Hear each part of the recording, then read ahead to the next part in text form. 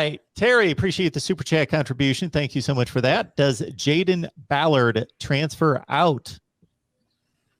No, I'll jump on real quick and say I don't think so, because even this spring, when talking about his plans for this year, he said he wanted to earn a role on special teams, and that was the focus. So clearly, he's not been a wide receiver for long. He's a basketball player who turned to football, so he understands that there's going to be some process here. So no, I don't expect him to transfer at this point.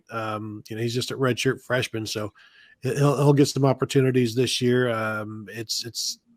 Is he the sixth guy? I don't know. He might have to beat out walk on Xavier Johnson for that to be that sixth guy right now, or one of the freshmen. But they love his talent. He's 6'3", 195 right now, and has all of the athleticism you would ever want from a Z receiver.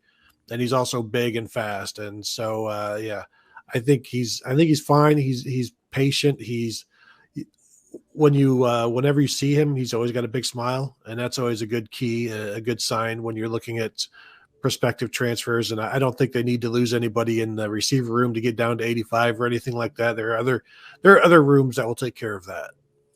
Right, and he's an Ohio kid too, so I think that's going to buy a little bit more time of, even if he was a basketball guy, he's in Massillon. He's very aware of what Ohio State athletics are about.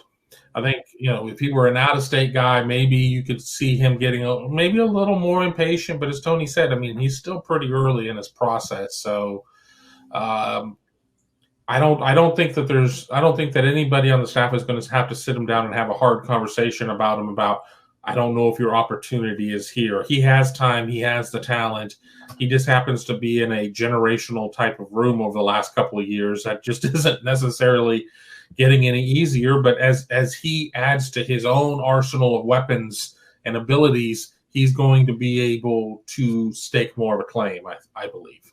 Yeah, I don't foresee him leaving anytime soon. I don't think he played particularly that great on Saturday. He had a couple 50-50 balls that he needs to come down with that for whatever reason he didn't come down with. I don't know if they were straight drops or the DBs made great plays on them. My vantage point was from our perch in the press box about 15 stories up in the air, so it was kind of hard to gauge a lot of times what was going on down there. But he had a couple balls in his direction that he didn't come down with that I know he had to be kicking himself at least a little bit about, because he's in a battle. Let's just put it out there. He's in a battle for playing time.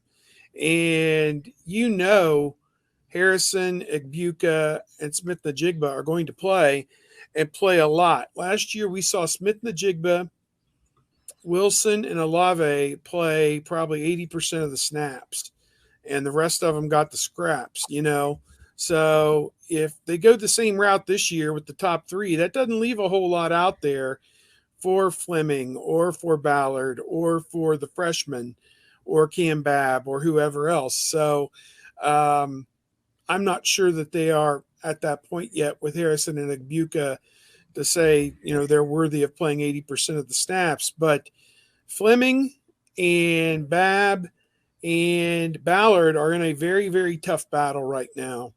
They're swimming upstream trying to steal some snaps from somebody. And that's just the fact of the matter. And Brian Hartline's not going to put them out there out of courtesy or, out of sympathy or, just for the goodness of his heart. They're playing the guys who are going to help him win the national championship. So, got to work up. And I think Ballard has gotten to this point. I think he's going to have to continue to work hard on what he's doing and make plays when he's given the opportunity, because there were a couple he left out there on the field, I thought, on Saturday. Yeah, he had some go through his hands. I just went and looked back. Marvin Harrison played one snap against Oregon.